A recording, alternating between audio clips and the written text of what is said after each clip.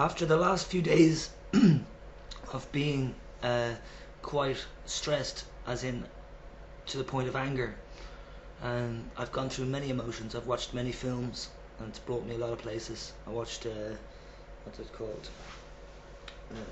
Magnolia, very emotional film.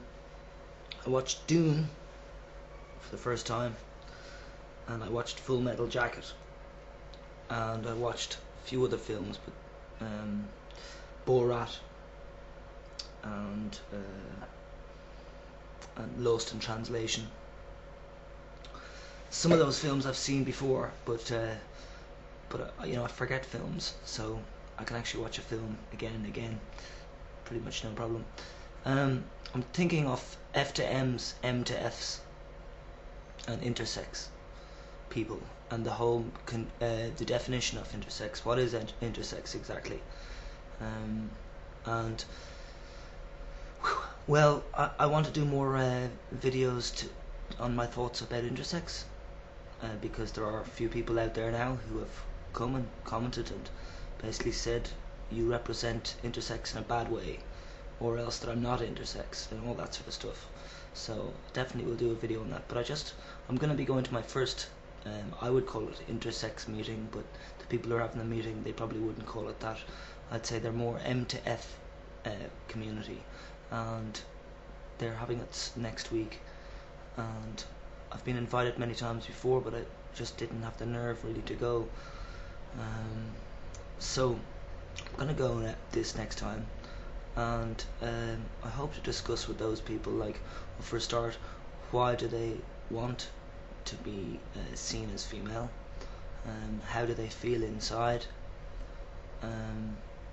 I have more, not more, let's just say that I think that M to F's have more of a problem than F to M's, only because throughout the times, you know, there've been a hell of a lot of women that already have always looked more butch, more male than female throughout our lifetimes. We've always seen women that look like guys because they've got mustaches, or you know, they've got muscly build, or whatever, all the stereotypes of what a man is, you know, facial hair and muscles and other things, and acting certain behaviors.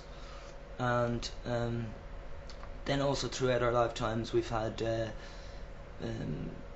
the opposite. We've had males that don't totally look like your macho man, but they've always definitely been put in the category of being homosexual, which was obviously wrong, because a lot of people are not homosexual, and then a lot of people are homosexual.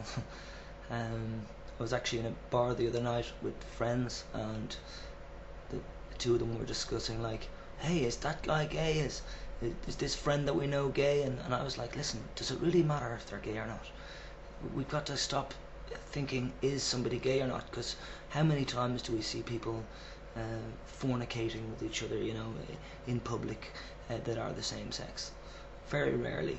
But you do see more lesbian activity, because women and females are more inclined to be touchy-touchy, and touchy-touchy in the emotional sense as well, of being narky and stuff. But again, you've got your men that are narky, and simply, you know, I'm talking categories of men and women at the moment, just so that the general audience can get the picture here. But there is the intersex part of life, which I would say is a mixture of the two, middle-sexed, or, you know, that can mean in the mind, that can mean in the body, and that can mean behaviors and stuff like that.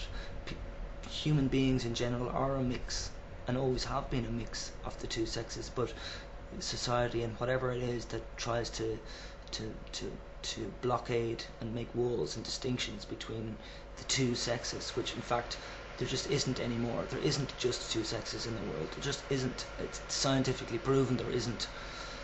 And but it's just not being educated.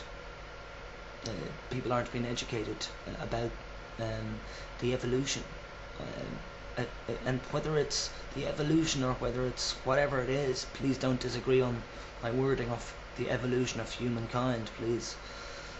And it has to be humankind, not mankind, because man has dominated too much, and because of that, woman has had to have their revolutions and get their so-called equality. But in fact, women have actually got more power than men, and the reason, one of the main reasons of that, is because men desperately love sex, and woman can give them sex.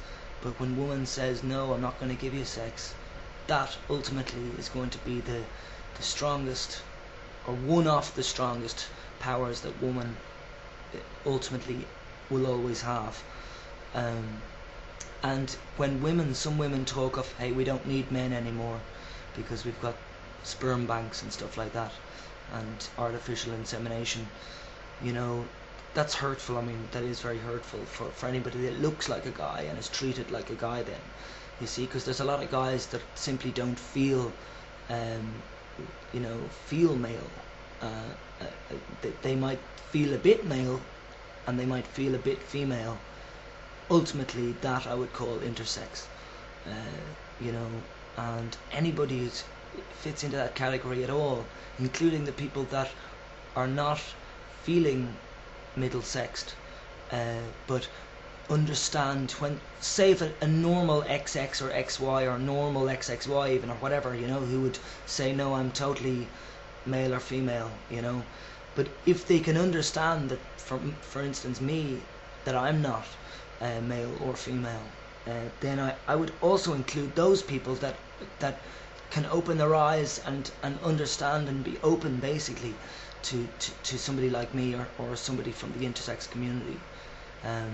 I would put those people who are understanding of the intersex community also into the intersex community bracket, because I think we should ultimately try and dissolve this idea that it's males and females in the world. That has to come to an end. Ultimately, that has to come to an end. We have to treat each other like we're people, individual people, because we're never going to segregate people to do with their sexuality, to do with their genetics, and whatever, And the female revolution was so important. This feminist movement was so important.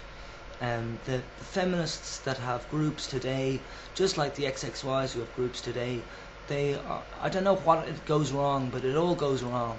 We just can't have groups and keep them together and keep them segregated. You know what I mean?